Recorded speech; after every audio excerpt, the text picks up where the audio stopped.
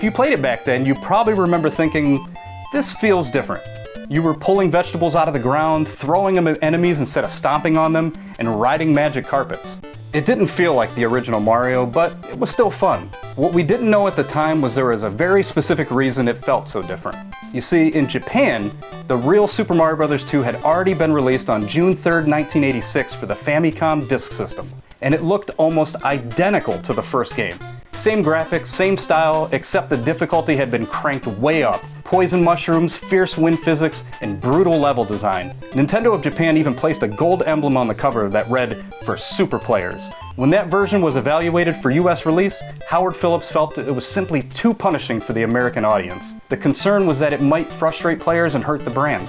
So instead, Nintendo of America made a bold move. They took another game that had been released in Japan on July 10th, 1987 called Yume Kojo Doki Doki Panic.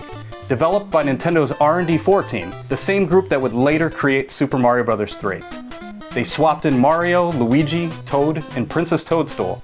They adjusted some enemies, tweaked the mechanics, and rebranded it as Super Mario Bros. 2 for the North American market.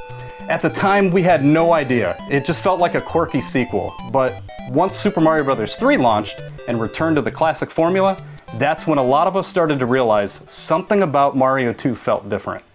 Years later, the Super Nintendo released Super Mario Bros. All-Stars, and American players finally got to experience the original Japanese sequel, included as The Lost Levels, the very game Howard Phillips had once rejected.